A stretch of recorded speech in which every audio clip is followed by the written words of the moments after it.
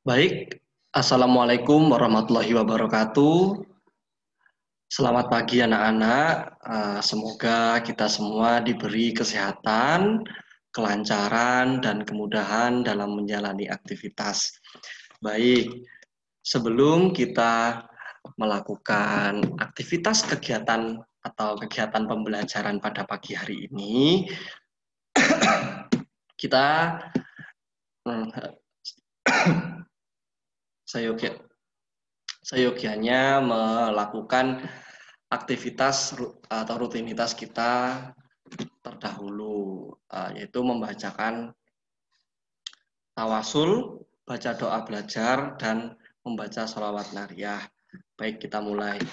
Ila hadrati Nabil Mustafa sallallahu alaihi wasallam wa ala alihi wa dzurriyyatihi wa ahlil baitihi wa ashabihil kiram ajmain.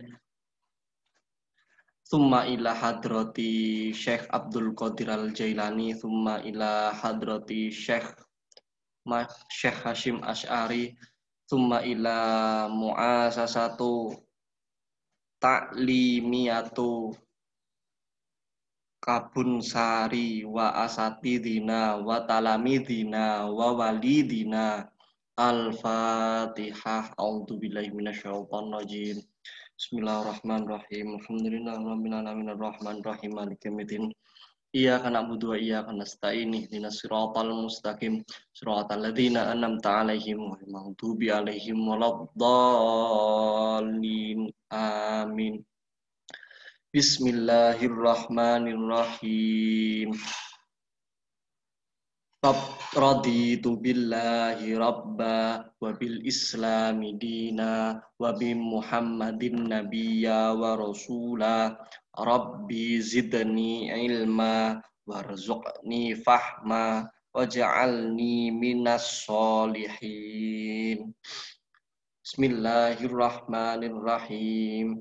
Allahumma sholli sholatan kamilatan wa salim salaman taman ala sayyidina Muhammadin alladzi tanhalul bihil uqadu wa tanfarijul bihil uqadu wa tuqda bihil hawaiju wa tunalu bihil ghaibu wa husnul khawatimi wa yustasqal ghamamu bi wajhil karim wa ala alihi wa sahbihi fi kulli lamhati wa nafasin bi adadi kulli ma'lumillah.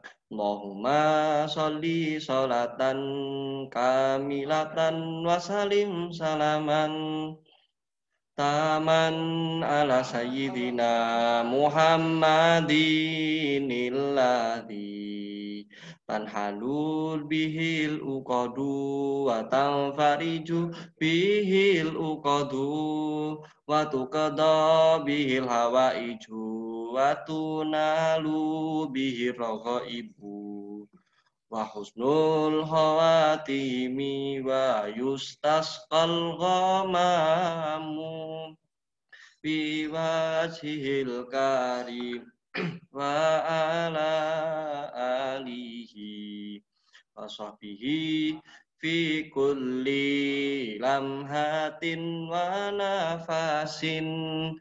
nafasin bi adadi kulli ma'lumillah.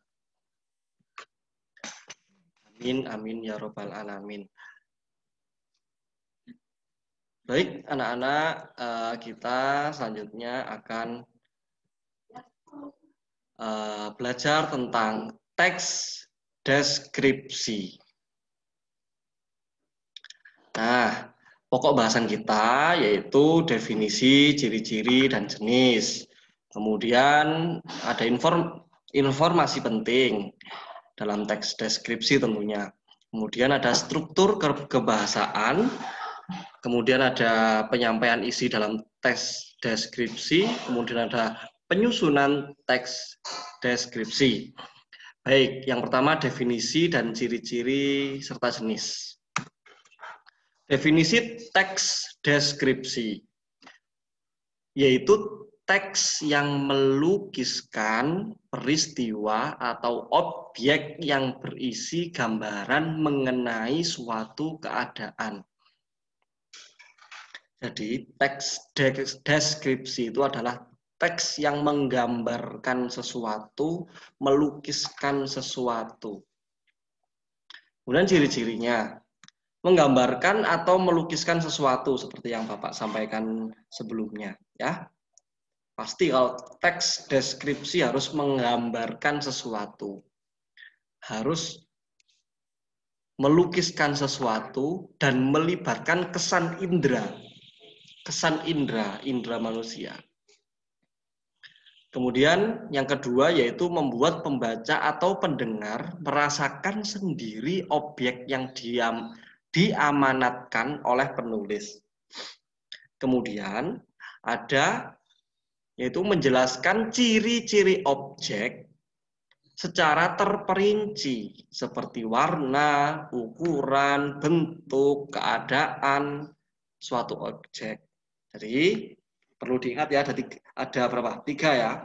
Menggambarkan sesuatu yang melibatkan indera, kemudian membuat pembaca atau pendengar merasakan sendiri suatu yang diamati oleh penulis, kemudian ciri-ciri yang ketiga yaitu memuat rincian atau menjelaskan secara rinci bentuk, warna, ukuran, keadaan atau kondisi objek yang diceritakan tersebut, yang dalam teks tersebut.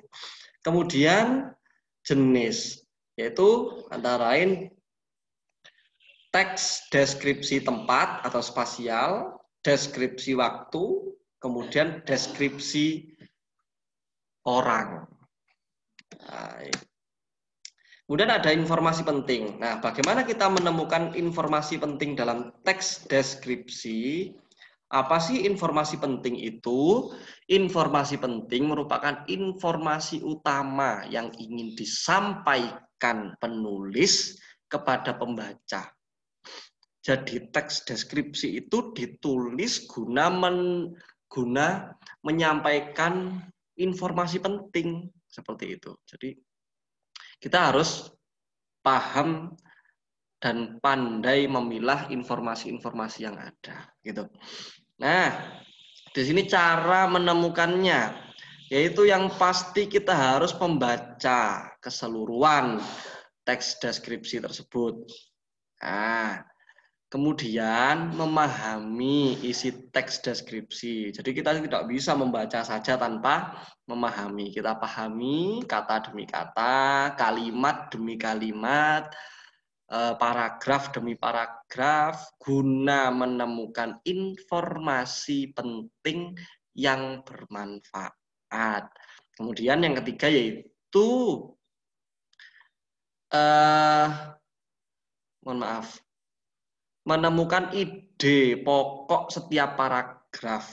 Nah, jadi dalam membaca keseluruhan tadi, kita harus memahami isi teks dan yang paling penting adalah yaitu informasi dalam teks deskripsi biasanya ada dalam ide pokok setiap paragrafnya.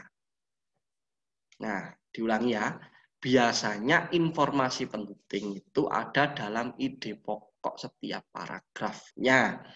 Baik, kemudian struktur dan kebahasaan. Nah, struktur teks deskripsi yaitu ada 2 bagian.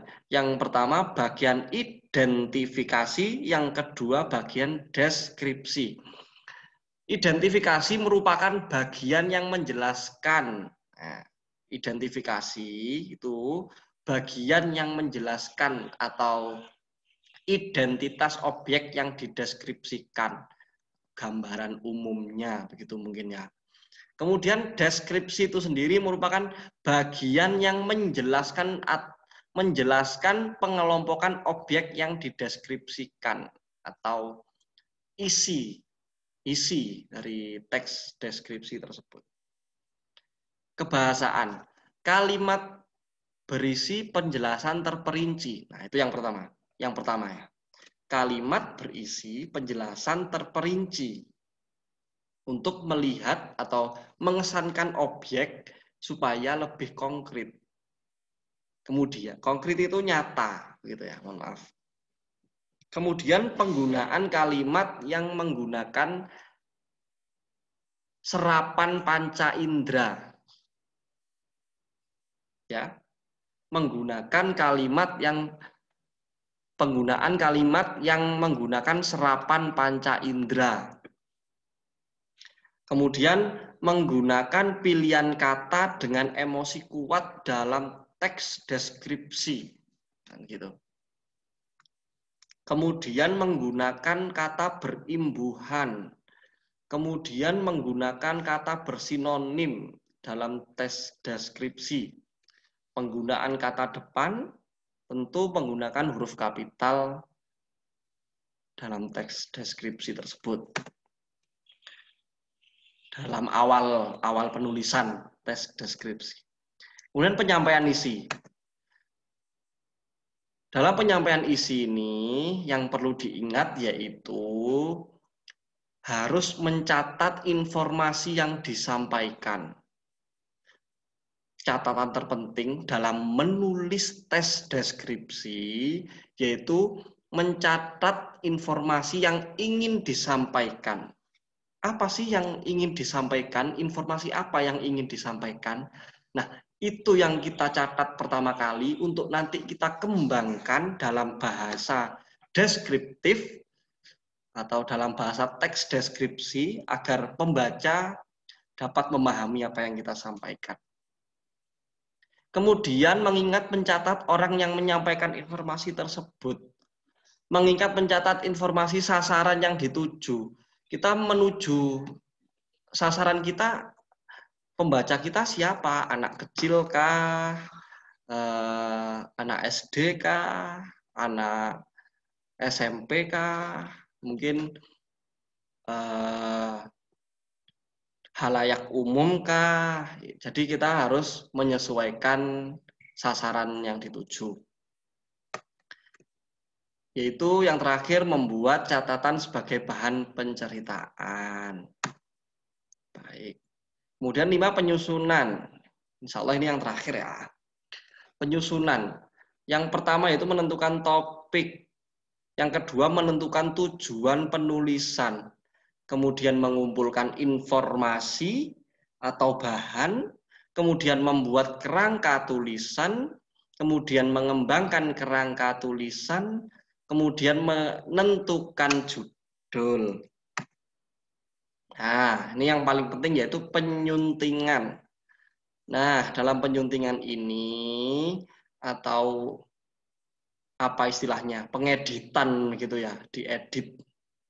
Kegiatan penyuntingan ini dapat dilakukan dengan membaca, mencermati, menambah atau mengurangi isi teks. Kegiatan menyunting juga dilakukan dengan memperbaiki kesalahan kebahasaan atau unsur-unsur dalam teks yang kurang tepat. Gitu. Nah, kegiatan menyunting dapat dilakukan dengan bertukar tulisan dengan teman kalian. Terima kasih. Sebelum ditutup, kita ucapkan alhamdulillah terlebih dahulu. Alhamdulillahi rabbil alamin. Baik, terima kasih atas atensi anak-anak, atas perhatian anak-anak. Semoga sedikit ilmu yang Bapak sampaikan dapat bermanfaat. Apabila ada kurang dari Bapak, mohon maaf sebesar-besarnya. Kemudian untuk tugas, maaf sebelum tugas, untuk pertanyaan-pertanyaan Bapak tampung di WhatsApp pribadi Bapak, inggih. Di WhatsApp pribadi Bapak. Kemudian diharapkan anak-anak ada interaksi untuk bertanya ya. Saya rasa banyak informasi-informasi yang belum Bapak sampaikan atau mungkin terlewat bisa ditanyakan. Nah, PPT ini nanti insya Allah Bapak berikan untuk sebagai bahan referensi dari anak-anak sekalian. Baik, untuk tugas akan Bapak berikan melalui grup WhatsApp kelas 7. Mohon untuk dikerjakan dan Bapak beri tenggang waktu. Gitu. Semoga kita semua diberi kesehatan. Pada anak-anak, selamat belajar. Terima kasih. Assalamualaikum warahmatullahi wabarakatuh.